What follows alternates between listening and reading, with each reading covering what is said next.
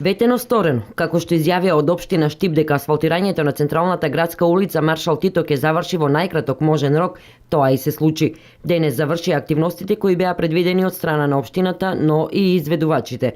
Подготовките се реализирале за 5 дена, додека самото поставување на асфалтот е завршено за 2 дена. Иако според тендерската документација изведувачот имаше време од 20 дена, значи асфалтирано е дел од улицата Маршал Тито во должина од 550 метри, вредноста на проектот е 1,8 милиона денари.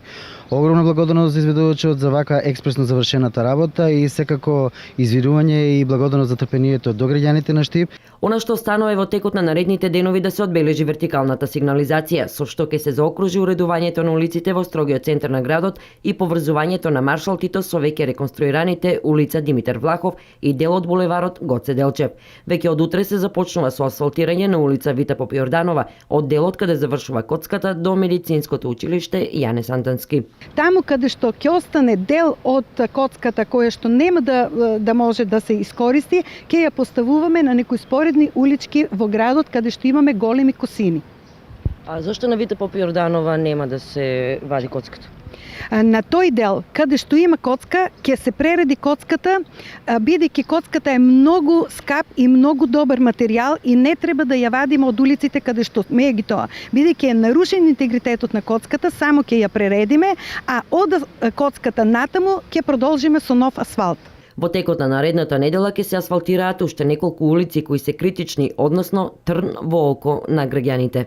Понатаму наредната недела ќе се отпочне со асфалтирањето на улицата Карл Маркс, односно платото каде што се одржува пастрмалијадата.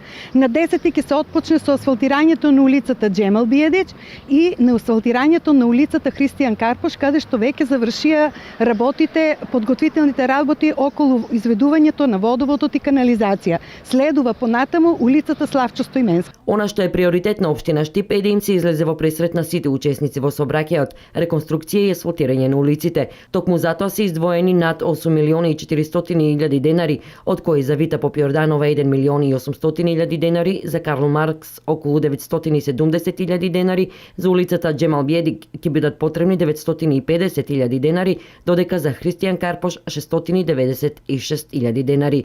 Од општината известуваат дека откако заврши тендерот за реконструкција на улицата Радански пат, наскоро ќе се започне со нејзино реконструирање и асфалтирање.